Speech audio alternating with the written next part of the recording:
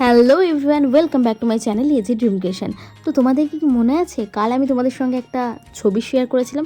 তো সেই ছবিতে যেই ডিআইওয়াইটা দেওয়া আছে সেই ডিআইওয়াইটা আমি কিভাবে বানিয়েছি সেটাই তোমাদের সঙ্গে আজকে শেয়ার করতে চলেছি। তো ফার্স্টেই এর জন্য নিয়ে নেবে একটা এলইডি ল্যাম্প। অবশ্যই সেটা নষ্ট হওয়া এলইডি ল্যাম্প, মানে যেটা চলে না, আমি ওটাই নিয়েছি। তো সেটাকে পুরো আধখানা করে দেবে। তো আধখানা করে দেওয়ার পর মানে পিছনের দিকের যে অংশটা সেটা পুরো হোয়াইট কোট করে দেবে, ঠিক আছে? হোয়াইট কোট কেন করা হয়? কারণ এর ওপরে তুমি যে কালারটা দিতে চাইছো সেই কালারটা যাতে ভালোভাবে স্পষ্টভাবে বোঝা যায়, সেটার জন্যই হোয়াইট কালারটা দেওয়া। তো তারপরে আমি এই যে সামনের দিকে যে সাদা অংশটা থাকে সেটাতে পুরো রেড কালার দিয়ে কোট করে নিয়েছি। আর এই যে হোয়াইট কালারটা দিয়েছিলাম তার ওপরেই আমি আবার একটা কোট দিচ্ছি, এটা হচ্ছে ক্রিম কালার, ঠিক আছে?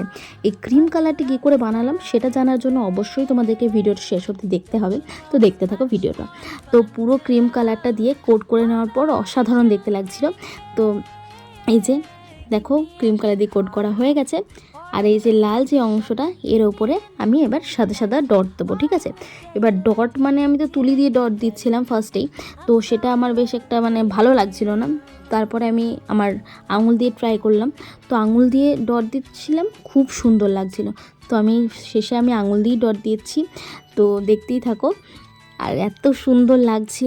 তারপরে যে ল্যাম্পের পিছনের দিকে যে অংশটা সেটাতে পুরো ঘাস পাতা মানে একে পুরো ভরিয়ে দেবে, ঠিক আছে? ফুল। তো আমি এখানে একটা গ্রিনের কোনো ভ্যারিয়েশন নিয়েছিলাম, তো তোমরা যে কোনো ভ্যারিয়েশন নিতে পারো।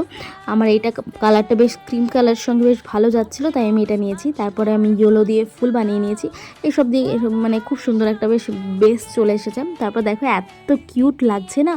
আর আমি ক্রিম কালারটা বানিয়েছিলাম ইয়েলো, রেড অ্যান্ড হোয়াইট দিয়ে, ঠিক আছে? ভিডিওটা লাইক করতে, কমেন্ট করতে অ্যান্ড চ্যানেলটা সাবস্ক্রাইব করতে একদমই ভুলবে না। টাটা।